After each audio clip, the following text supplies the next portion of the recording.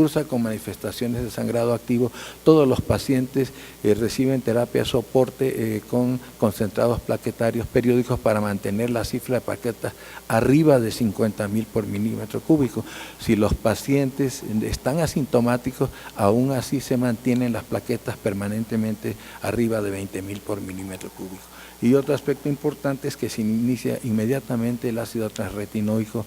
durante 3-4 días antes de iniciar simultáneamente la quimioterapia. Si ustedes ven en este histograma, ahí está mencionado lo que le pasaba a los pacientes que son en las gráficas de la izquierda, en la época del 79. La curva de la izquierda indica a los pacientes que acudieron al hospital con manifestaciones de coagulación intravascular diseminada. La curva de la izquierda indica a los que murieron antes de recibir el tratamiento de inducción, y la de la derecha los que por lo menos sobrevivieron 2 semanas y que habían recibido tratamiento de inducción. Como ustedes ven claramente, los que fallecieron antes de la inducción, la presencia de CID era, había una diferencia estadísticamente significativa para este grupo que falleció antes de recibir tratamiento. En segundo lugar, se compararon la carga tumoral y vean ustedes nuevamente la carga tumoral alta prevalecía en este grupo de pacientes que fallecieron antes de recibir tratamiento de inducción respecto al grupo que pudo recibir el tratamiento de inducción y sobrevivió por lo menos 2 semanas. En la tercera columna es al revés, está mencionado los pacientes que llegaron con infección sistémica, y como ustedes ven ahí, este no era un dato importante en los pacientes que fallecieron antes de recibir el tratamiento de inducción, sino al contrario, los pacientes que recibieron tratamiento de inducción y que fallecieron por la citotoxicidad. Y finalmente el recuento plaquetario, y nuevamente vean ustedes que menos de 10.000 plaquetas también prevaleció con una diferencia altamente significativa en el grupo de pacientes que falleció antes de recibir tratamiento respecto al otro grupo. Este es el esquema que utilizábamos en aquel entonces con 4 agentes, el VAPA de Weinstein o ADOAP conocido, que utilizábamos prednisona, vincristina, antracíclico, 2 dosis simplemente, y la citosina arabinósida. Y una vez que los pacientes entraban en remisión, continuábamos un tratamiento de mantenimiento con drogas secuenciales en 3 esquemas diferentes, ahí mencionados como TAP, COAP y POMP. Y esto por una duración de 2 años, y si los pacientes evolucionaban en remisión completa e ininterrumpida, se pasaba a ser selectivo de la terapia. Como ustedes ven ahí, la supervivencia libre de enfermedad en aquel entonces fue aproximadamente 38%,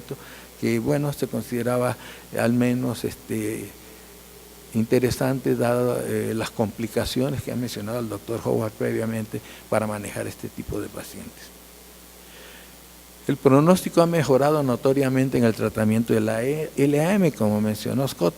y desde luego esto está basado en una mejor definición de la clasificación de riesgo, de un tratamiento ajustado de acuerdo al riesgo en la gran mayoría de las instituciones, una optimización de los tratamientos de inducción de la remisión y de posremisión, en un mejor soporte transfusional, como él hizo notar en forma muy importante, y desde luego el uso racional para los pacientes de riesgo alto con trasplante de células progenitoras hematopoyéticas.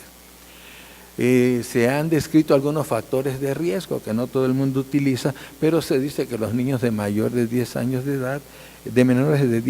edad, el pronóstico puede ser favorable, y ciertas otras características como carga tumoral menor de 100.000, que sea caucásico, que tenga un peso normal y que tenga las translocaciones de buen pronóstico 15-17, 8-21, inversión del 16, o el CBF, la clasificación beta. También se ha mencionado que las leucemias agudas megacarioblástico con la translocación 1.22, que es la que se presenta en lactantes menores de 6 meses de edad, es un indicador de valor pronóstico. Y desde luego, lo más importante, una citorreducción rápida de la población celular leucémica, un indicador de valor pronóstico. Del otro lado, pues las características desfavorables, más de 10 años, carga tumoral arriba de 100.000, raza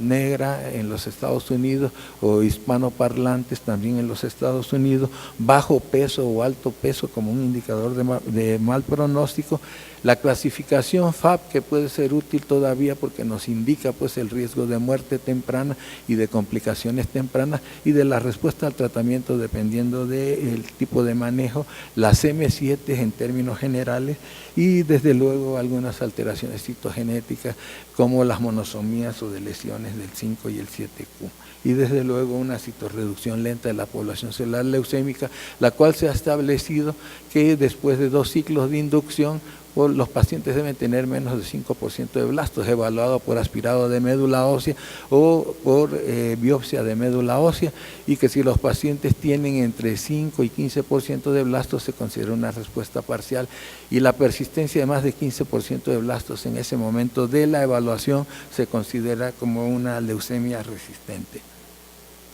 Esto ya lo mencionó el doctor Howard. Es importante, pues, si lo habíamos mencionado al principio, que no solamente los indicadores tradicionales de valor pronóstico, sino el 20% que había mencionado el doctor Puy y que el doctor Howard mencionó, de los pacientes que tienen citogenética normal pueden tener alteraciones moleculares, genético-moleculares, que pueden afectar el pronóstico, como él nos acaba de señalar en forma muy interesante.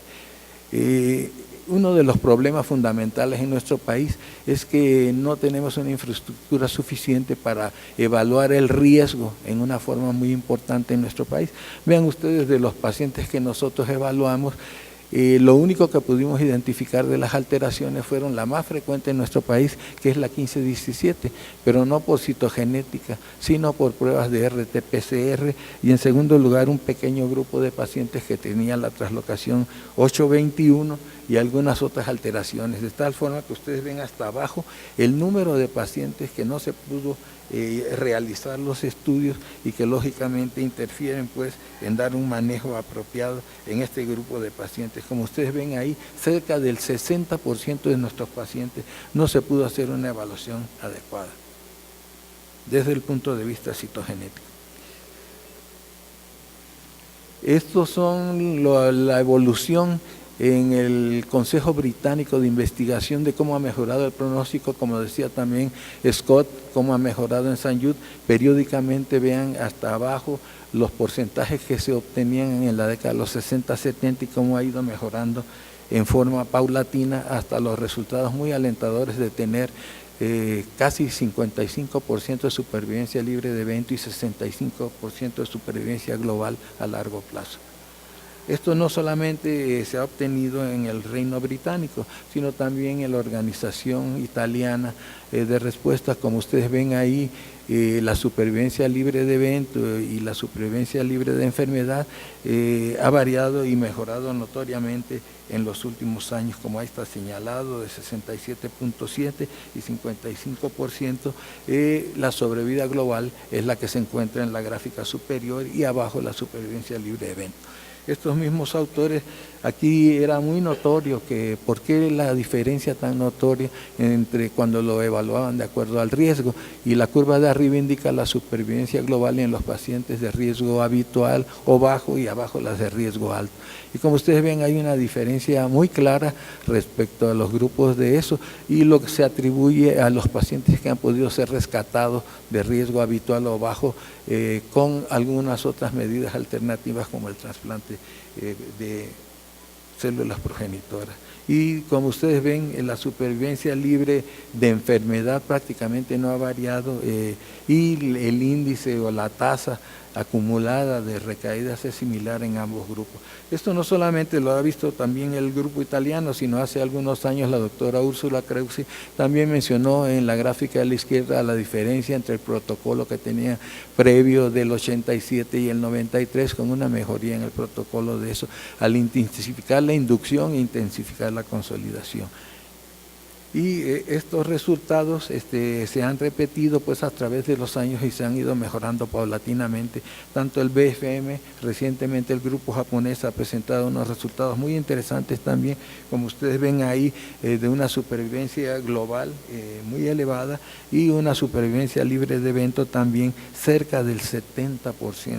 Son estudios sumamente interesantes que lógicamente estamos difíciles de alcanzar en nuestro país. También ellos lo han dividido de acuerdo al riesgo basado en la edad, la carga tumoral y los trastornos citogenéticos y evalúan pues, la respuesta después de años de tratamiento.